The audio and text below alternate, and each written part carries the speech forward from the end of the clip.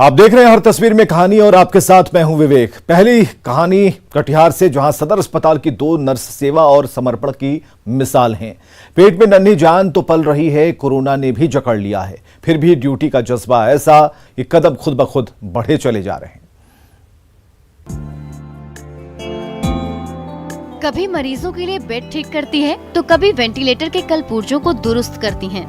ये है कटिहार सदर अस्पताल की नर्स सोनी देवी। पेट में नन्ही सी जान पल रही है, 6 महीने हो चुके हैं। बस कुछ दिन बाद ही किलकारी गूंजने वाली है। कायदे से तो ये घर पर आराम करने का वक्त है, लेकिन कोरोना काल में मरीजों की पुकार सुनकर सोनी देवी ड्यूटी पर डटी हुई है, ताकि इलाज के बिना किसी की जान ना चली जाए। हम भी अगस्त में ज्वाइन किए हैं, तब से ड्यूटी दे ही रहे हैं। पिछले मंथ हम भी सुलेखा के साथ ही वैक्सीनेशन में थे, वहाँ पे ड्यूटी कर रहे थे। फिर वहाँ से आईसीयू में लगाया गया।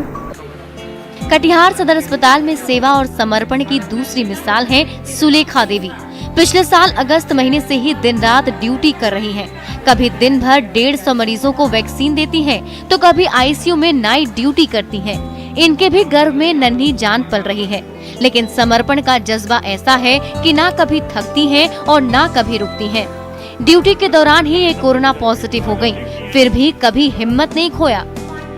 सब चीज़ भगवान जी पे छोड़ दिए हैं, उनका हम जब तक कर पाएंगे किए। और अभी मेरे साथ ऐसा कंडीशन है, आप लोग दुआ कीजिए कि हम जल्दी ठीक हो के जाए और उसके बाद फिर से कंटिन्यू सेवा दे सके। कोरोना की महामारी बार बार डरा रही है, ड्यूटी से डिगा रही है, लेकिन कटिहार के दोनों नर्स सोनी देवी और सुलेखा देवी ने ठान लिया है कि कोरोना से लड़ना है और हर हाल में हरा कर ही दम लेना है। सुब्रत, न्यूज़ 18 कटिहार। गया के 2 होनहार भाई और बहन के हाथों तैयार वेबसाइट कोरोना मरीजों के बड़े काम आ रहा है। सवाल पूछने की देर है, देश के किसी कोने में बैठा डॉक्टर पल भर में सारी शंकाओं को दूर कर देता है। महामारी का शिकंजा तेजी से कसता जा रहा है। हर तरफ मरीजों की तादाद बढ़ती जा रही है, तो आपके मन में भी अपने परिजनों की सेहत की चिंता घर करने लगी है। तो संकट की इस घड़ी में बिल्कुल मत घबराएं। गया के 2 होनहार भाई बहन के हाथों तैयार इस वेबसाइट पर जाएं। नाम है रॉकेट हेल्थ। जैसे ही आप अपना कोई सवाल इस वेबसाइट पर रजिस्टर करेंगे, वो तुरंत इस वेबसाइट से जुड़े देश के किसी कोने में बैठे चिकित्सक के पास पहुंच जाएगा और वो झट से आपकी शंका का समाधान कर देंगे, वो भी बिल्कुल मुफ्त। हमारी वेबसाइट पे फॉर्म भरना होता है। फॉर्म भरने के बाद हमारे पास उनका इंफॉर्मेशन आ जाता है। वहाँ से हम राउट कर देते हैं वो एक दूसरे डॉक्टर को, जो भी उस टाइम अवेलेबल होते हैं, रजिस्टर्ड डॉक्टर हैं सारे। फिर वो उन्हें कॉल करते हैं और मदद कर देते हैं। किसी को सर्दी, खांसी और बुखार है तो किसी को संक्रमण का खतरा सता रहा है, लेकिन महामारी की रफ्तार ऐसी है कि घर से निकलने में डर लग रहा है। ऐसा है तो रॉकेट हेल्थ वेबसाइट पर जाएं और अपना सवाल बेहिचक दर्ज कराएं। देश भर के 80 से भी ज्यादा नामी गिरामी चिकित्सक आपके सवाल का जवाब देने के लिए तैयार बैठे हुए हैं। तो इस तरीके से माइल्ड सिस्टम वाले मरीजों का इलाज घर बैठे आसानी से हो सकता है। और जो मरीज़ हैं जिनको अस्पताल जाने की ज़रूरत नहीं है, अगर उनको कोरोना वायरस के बारे में जानना है, कोई जानकारी लेना है, डॉक्टर से बात करना है, तो वो इस प्लेटफॉर्म के ज़रिए अपने पेशेंट्स को दिखवा सकते हैं, बातें कर सकते हैं डॉक्टर से। और कोरोना काल में गया के होनहार भाई बहन के हाथों तैयार ये वेबसाइट अब तक ना जाने कितने मरीजों को सही राह दिखा चुकी है। इसलिए आप भी इस वेबसाइट पर आएं और महामारी की आशंका से निजात पाएं। एलन लिली, न्यूज़ 18 गया। पटना में लॉकडाउन के दौरान भूख का संकट गहरा गया है, तो ऐसे समय में पटना नगर निगम के कम्युनिटी किचन में भूख मिटाने के साथ ठहरने का भी इंतजाम है।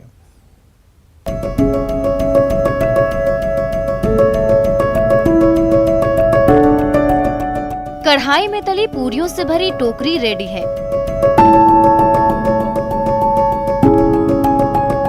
तो भुजिया बनाने के लिए आलू की कटाई हो रही है। चूल्हे पर चढ़े बड़े से बर्तन पर गर्मा गर्म चावल पक रहा है, तो दूसरी तरफ टेबल कुर्सी पर बैठे लोगों को चावल, दाल और सब्जी परोसी जा रही है। ये नजारा है कोरोना काल में पटना नगर निगम की ओर से चलाए जा रहे कम्युनिटी किचन का, जहां पटना वासियों के लिए स्वादिष्ट खाने का इंतजाम तो है ही, साथ में ठहरने और वक्त गुजारने का भी बेहतर इंतजाम है। ये देखिए, यहाँ कैरम की बाजी चल रही है। ठीक, अच्छे लग रही है। अच्छा लग रहा है। हाँ, यहाँ कैरम बोर्ड का फैसिलिटी है, चेस का फैसिलिटी है। हाँ। कम्युनिटी किचन में दिन रात चूल्हा जलता रहता है, तो साथ साथ भूखों और असहायों के बीच खाने की थाली परोसी जाती रहती है। खाने के बाद सुस्ताने का मन करे तो इस कमरे में एक कतार से गद्दे और तकिए के साथ चौकी बिछी हुई है। गर्मी भगाने के लिए सीलिंग फैन भी घूम रहा है। आराम करने के बाद मनोरंजन की इच्छा है तो लूडो से लेकर कैरम बोर्ड हाजिर है। यानी रहने, खाने और मन बहलाने का पूरा इंतजाम है यहाँ। 100 आदमी का खाना बाहर, रिक्शा ठेला वाला के, फिर बाद में भी हम लोग का जाता है। जितना लेबर लोग, कर्मचारी लोग है, 14-1500 स्टाफ है, 20 बाट का खाना जाता है। खाने में दाल भात सब्जी सुबह में और रात में पूरी सब्जी। फूड पैकेज तैयार भी करवाते हैं। जिन्हें शाम में बनता है, फिर चावल दाल सब्जी शाम में बनता है। कोरोना बंदी के दौर में जब हर तरफ बीमारी के साथ साथ भूख का संकट गहराता जा रहा है, तो ऐसे समय में पटना नगर निगम का ये कम्युनिटी किचन भूखे और असहाय लोगों को शीतल छांव दे रहा है। संजय कुमार, न्यूज़ 18 पटना। तो बिहार में कोरोना और लॉकडाउन के दौरान जगह जगह पर कम्युनिटी किचन खुल गए हैं, जहां भूखे और असहाय लोगों की भूख मिटाने का पूरा इंतजाम है। लॉकडाउन के दौरान बिहार में कुछ जगहों पर प्रशासन ने जरूरतमंदों की मदद के लिए कम्युनिटी किचन की शुरुआत की, जिसकी एक तस्वीर पूर्णिया से भी सामने आई, जहां एक स्कूल में कम्युनिटी किचन के खुलने के बाद कई लोगों ने वहां पहुंचकर अपनी भूख मिटाई। खाने में उन्हें दाल, रोटी, सब्जी और पापड़ परोसे गए। लोगों के लिए वहां आराम करने का इंतजाम भी किया गया। इस बीच जिले के डीएम राहुल कुमार और एसपी दयाशंकर अपनी टीम के साथ वहां पहुंचे और ये देखा कि जिस मकसद से इस कम्युनिटी किचन को खोला गया वो पूरा हो रहा है या नहीं। जिनको खाने पीने में अगर कोई परेशानी हो रही है तो उनके लिए ये प्रावधान किया गया है। राजधानी पटना में भी जिला प्रशासन ने गरीबों की मदद के लिए 4 जगहों पर कम्युनिटी किचन खोले हैं। उन्हीं में से एक जगह से जो तस्वीर सामने आई, उनमें कई लोग वहां खाने के लिए एक लाइन में खड़े दिखे। 2 वक्त का भोजन यहाँ पर दिया जाएगा। जो बेसहारा लोग रहेंगे, गरीब रहेंगे, मजदूर, उनके लिए। कोरोना वायरस को देखते हुए एक स्कूल में खुले इस कम्युनिटी किचन में साफ सफाई का भी खास ख्याल रखा गया। कोरोना काल में भागलपुर के सिल्क कारीगर मायूस हैं। करोड़ों रुपए का ऑर्डर तो उन्होंने खून पसीना बहाकर तैयार कर दिया, लेकिन उसकी डिलीवरी लेने कोई तैयार नहीं।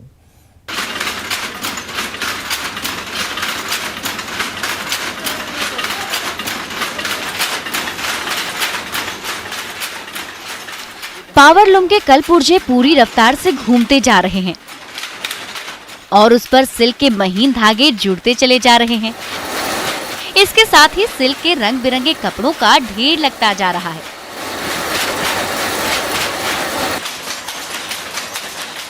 लेकिन पूरे देश में कोरोना की दूसरी लहर ने ऐसा जोर पकड़ा है कि भागलपुर का विश्व प्रसिद्ध सिल्क उद्योग दम तोड़ने के कगार पर पहुंच गया है।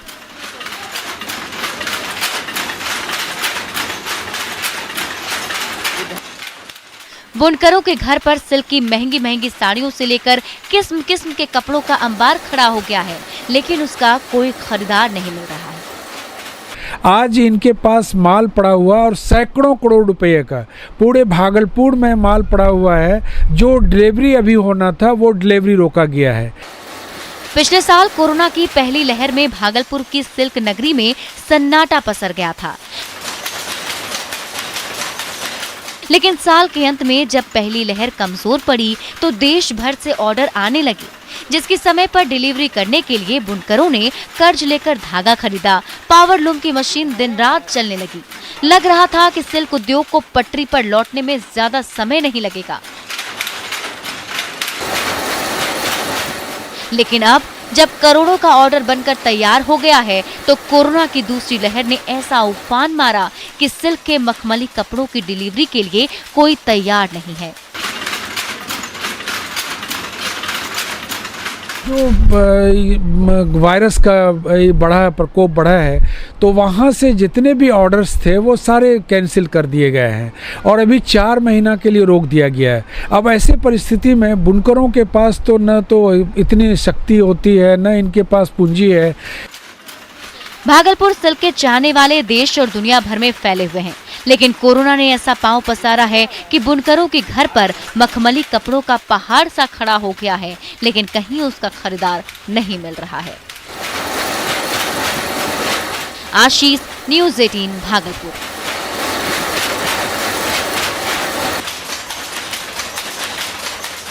मध्य प्रदेश में 90 साल की दादी अम्मा ने कोरोना को मात देकर मिसाल पेश की। संकट की घड़ी में पूरे परिवार ने ऐसा हौसला बढ़ाया कि इस बुजुर्ग योद्धा ने कुछ दिन में ही महामारी को परास्त कर दिया।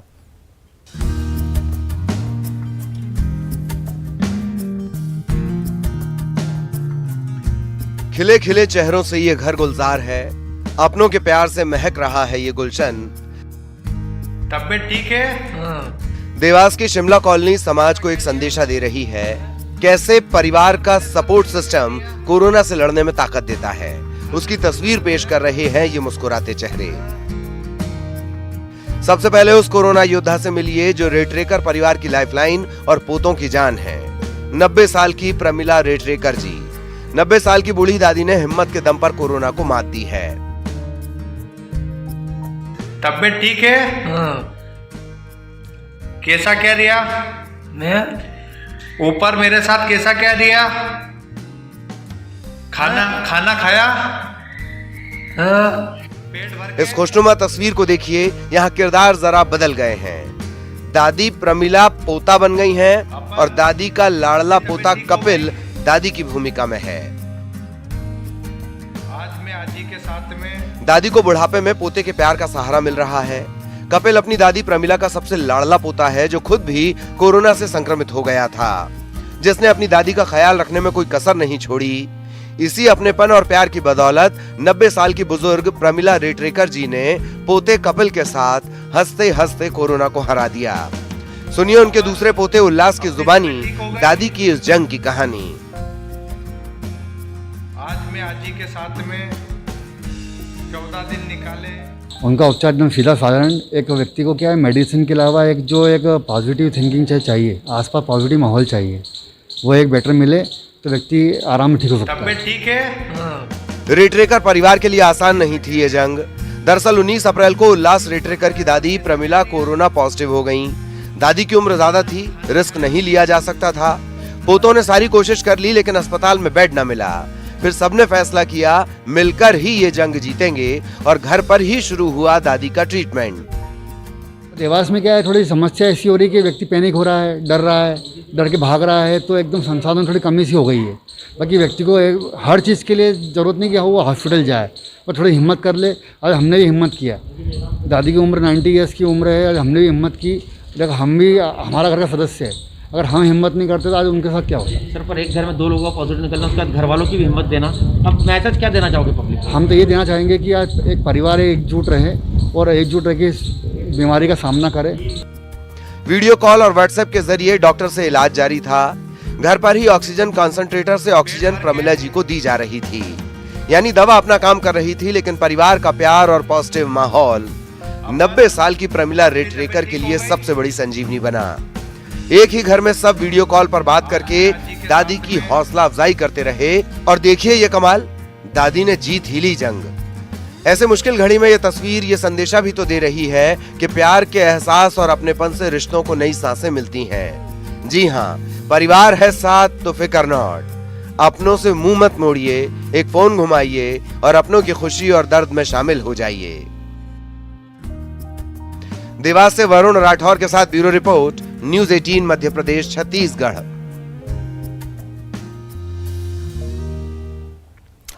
राजस्थान के जालौर में 4 साल का बच्चा बोरवेल में फंस गया। कड़ी मशक्कत के बाद बच्चे को जब सुरक्षित बाहर निकाला गया तो सबकी जान में जान आई।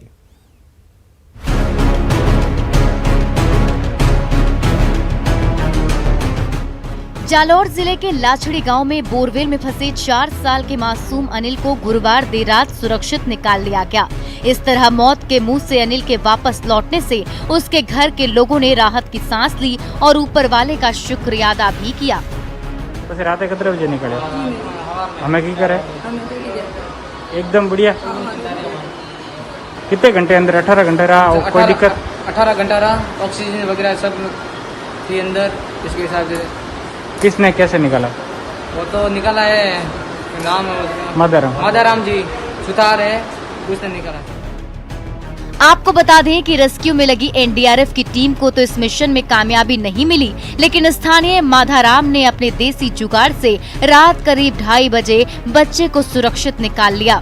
खास बात यह है कि माधाराम ने करीब 25 मिनट में ही बच्चे को सुरक्षित निकाल लिया, जबकि पूरा रेस्क्यू ऑपरेशन करीब 18 घंटे तक चला।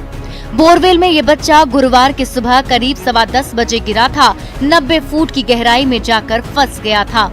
आप देख सकते हैं कि ये निजी अस्पताल के अंदर मासूम अनिल का इलाज चल रहा है और अनिल ने एक बार मौत को मात देते हुए जो जिंदगी की जंग जीती है वो कहीं ना कहीं अपने आप में बड़ी बात है। राजस्थान के झुंझुनू में 2 परिवारों के बीच जमकर लाठियां चली। रात के अंधेरे में इस मारपीट में कई लोगों को चोट लगी। लाठीबाजी का वीडियो सोशल मीडिया पर वायरल है। ऐसा लग रहा है मानो इस जंगे मैदान से आज कोई जिंदा नहीं जाएगा। एक दूसरे की जान लिए बिना ये लोग लाठी जमीन पर नहीं रखेंगे। जान जाने के डर के बिना सबके सब एक दूसरे की जान लेने पर उतारू हैं। ये तस्वीरें झुंझुनू के चेजरण मोहल्ले से आई है, जहां इमरान और दाऊद के परिवार के बीच लाठी भाटा जंग हो गई थी। बताया जा रहा है कि चेजारण मोहल्ले में इन दोनों परिवारों के बीच पहले भी कई बार लड़ाई हुई है, लेकिन इस बार जैसी जंग हुई उससे हर किसी के होश उड़ गए। इस लाठी भाटा जंग में दोनों गुटों के 8 से 10 लोग जख्मी हैं, जिन्हें बीडीके अस्पताल में भर्ती कराया गया है। मोहल्ले के लोगों का कहना है कि इमरान और दाऊद के परिवार यूं तो पड़ोसी हैं, लेकिन पुरानी रंजिश की वजह से ये लोग एक दूसरे को देखना नहीं चाहते और बात बेबात जंग होती रहती है। खास बात यह है कि इस जंग में महिलाएं भी हमला करने से बाज नहीं आती। दोनों गुटों ने इस मामले में रिपोर्ट दर्ज कराई है, जिसकी जांच पुलिस ने शुरू कर दी है। तमिलनाडु के जंगल में हाथियों के झुंड ने ग्रामीणों को दौड़ा दिया और एक शख्स ने जैसे ही पत्थर फेंका, गुस्से से आग बबूला गजराज उसकी तरफ लपक पड़ा। काफी मुश्किल से जान बची। तमिलनाडु के पोलाची से हैरान करने वाला एक वीडियो सामने आया है, जहां पथराव कर रहे लोगों को हाथियों ने दौड़ा दिया। दरअसल वहां हाथियों का एक झुंड जंगल से भटककर बाहर आ गया, जिसके बाद इलाके के लोगों ने उन्हें परेशान करना शुरू कर दिया। हाथियों को जंगल के अंदर खदेड़ने के लिए लोगों ने उन पर पत्थर बरसाने शुरू कर दिए। सामने आई एक तस्वीर में तो एक आदमी हाथी को लकड़ी से भी मारता दिखा। शोर शराबे के बाद हाथी जंगल की तरफ लौटने लगे, लेकिन इसके बावजूद वो लोग उनका पीछा करते रहे। उनकी इस हरकत से एक हाथी को गुस्सा आ गया, जिसके बाद बुरी तरह से भड़के हाथी ने पत्थर मारने वाले को दौड़ा दिया। इस दौरान हाथी उनके बेहद करीब पहुंच गया। हालांकि उन्होंने एक चट्टान पर चढ़कर किसी तरह अपनी जान बचाई। हाथी के इस हमले से बचने के लिए उधर कुछ लोग तो पेड़ पर चढ़ गए। हालांकि इसके बाद भी वो लोग नहीं सुधरे और उन्होंने हाथी को परेशान करना जारी रखा। इस दौरान उन्होंने अपनी जान की भी परवाह नहीं की। बाद में ये हाथी जंगल के अंदर चला गया। अहमदाबाद के कोविड अस्पताल में भर्ती मरीजों का पीपी किट पहने डॉक्टर ने नाच गाकर मनोरंजन किया। इन डॉक्टरों ने गाना तो गाया ही, मरीजों से हौसला रखने की अपील की। कोरोना से जूझ रहे मरीजों के इलाज में जुटे कुछ डॉक्टरों ने उनका मनोबल बढ़ाने के लिए एक अनोखा तरीका निकाला है। कई जगहों से ऐसी तस्वीरें सामने आई जहां डॉक्टरों ने मरीजों को ठीक करने के लिए म्यूजिक का भी सहारा लिया, जिसकी एक तस्वीर गुजरात के अहमदाबाद में मौजूद सरदार वल्लभ भाई अस्पताल से भी सामने आई। वहां पीपीई किट पहने 3 डॉक्टर कोरोना मरीजों के बीच पहुंचे। उनमें से एक के पास गिटार था। इलाज के दौरान मरीजों का तनाव मिटाने के लिए उन्होंने वार्ड में गाना गाया और उनका दिल बहलाने की कोशिश की।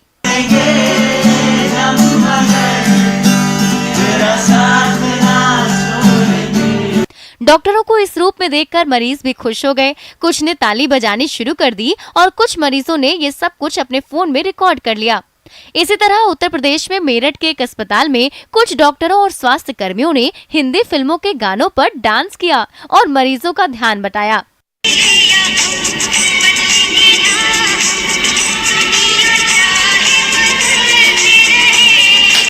उनकी ये कोशिश रही कि मनोरंजन के इस तरीके से मरीज अच्छा महसूस करें। डांस करते करते ये लोग मरीजों के पास भी पहुंचे और उनका मनोबल बढ़ाते दिखाई दिए। मध्य प्रदेश के भिंड में शादी की अगले दिन ही दुल्हन घर छोड़कर भाग गई। दलाल से सौदे के जरिए ये शादी कराई गई थी, लेकिन 7 फेरे लेने के बावजूद दुल्हन ने दूल्हे का साथ नहीं निभाया। पहले लड़की का सौदा हुआ, फिर लड़का लड़की को घर लाया, घर के अंदर ही 7 फेरे लिए, लेकिन फिर उनके नापाक मंसूबों पर पानी फिर गया।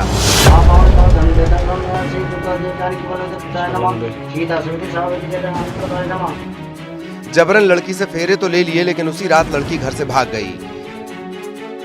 जी हां, मामला भिंड के बैरागपुरा का है। बताया जा रहा है कि लड़के ने दलाल से 35,000 रुपए में लड़की का सौदा किया। 4 मई को घर में ही अपने रिश्तेदारों के बीच अग्नि को साक्षी मानकर 7 फेरे लिए। पंडित के सामने जन्म जन्म तक साथ निभाने के लिए 7 वचन भी लिए। लेकिन सुबह अचानक दुल्हन के गायब हो जाने के बाद दूल्हे के साथ साथ उसके दोस्त भी मायूस हो गए। पति पत्नी घर से बाहर दवा लेने गए और पत्नी रास्ते से गायब हो गई। शर्म की वजह से पीड़ित दूल्हा अपने साथ हुई ठगी की किसी से शिकायत भी नहीं कर पा रहा। हालांकि दूल्हे मनोज सोनी सभी को ये आश्वासन दे रहा है कि उसकी पत्नी कहीं नहीं गई, वो लौट कर आएगी। तेलंगाना की राजधानी हैदराबाद में ईद की खरीदारी के लिए चार मीनार की मार्केट में भारी भीड़ उमड़ पड़ी। कोरोना की परवाह किए बगैर उमड़ी ये भारी भीड़ महामारी को न्योता देती दिखी। हैदराबाद में चार मीनार के सामने लगने वाले बाजार में ईद की खरीदारी के लिए भारी भीड़ उमड़ पड़ी। हैदराबाद में कोरोना से हालात बेकाबू हैं और सरकार ने कई पाबंदियां पहले से ही लागू कर रखी हैं, लेकिन इसके बावजूद लोगों ने लापरवाही दिखाई और कोरोना के सारे नियम की धज्जियां उड़ा दी। लोग कोरोना के खतरे को नजरअंदाज कर खरीदारी करते दिखाई दिए। दूर दूर तक वहां लोग ही लोग नजर आए, लेकिन नहीं दिखी तो उनके बीच 2 गज की दूरी। चूड़ियां और बाकी दूसरी चीजें खरीदने की होड़ में महिलाओं ने लॉकडाउन के सारे नियम कायदे भुला दिए। ये सभी लोग आम दिनों की तरह चहल पहल करते नजर आए। इनमें ज्यादातर लोग तो मास्क लगाए थे, लेकिन कुछ लोगों ने इनमें से खाना पूर्ति की थी। ऐसा लगा कि ना बेचने वालों को कोरोना का डर है और ना ही खरीदारों को, क्योंकि सभी लोगों ने सोशल डिस्टेंसिंग के नियम को तार तार कर दिया। दिल्ली में कोरोना मरीजों की तादाद बढ़ती जा रही है। ऐसे में रामलीला ग्राउंड में दिन रात 1200 आईसीयू बेड का अस्पताल तैयार किया जा रहा है ताकि मरीजों को कोई परेशानी ना हो। दिल्ली सरकार कोरोना मरीजों की बढ़ती तादाद को देखते हुए दिल्ली के कुछ रामलीला मैदानों में 1200 आईसीयू बेड तैयार करने में जुट गई। बताया गया कि इन बिस्तरों पर सिर्फ गंभीर मरीजों का इलाज हो सकेगा, जिसके लिए मैदानों में सभी तरह की सुविधाएं देने का काम शुरू हो गया है। इसकी कुछ तस्वीरें जीटीबी अस्पताल के पास के रामलीला मैदान से सामने आई, जहां पंडालों में कई बेड लगे दिखे, जबकि कुछ लोग उसकी साफ सफाई करते नजर आए। हर बेड पर ऑक्सीजन और वेंटिलेटर की सुविधाएं मिले, इसके लिए इंतजाम किए गए। बताया गया कि इस रामलीला मैदान में 500 कोरोना मरीजों के लिए बिस्तर बनाए जा रहे हैं और 10 मई तक इस काम को पूरा कर लिया जाएगा। आधे बेड लग चुके हैं, साथ ही साथ सीसीटीवी कैमरा लगाए गए हैं ताकि निगरानी रखी जा सके मरीजों में, और यहाँ पर सुरक्षा के इंतजाम के तौर पर इनको लगाया गया है। इसके अलावा 500 आईसीयू बेड एलएनजेपी अस्पताल के पास वाले रामलीला मैदान और 200 आईसीयू बेड राधा स्वामी सत्संग ब्यास में तैयार। और खबरें लगातार जारी हैं, बने रहिए हमारे साथ।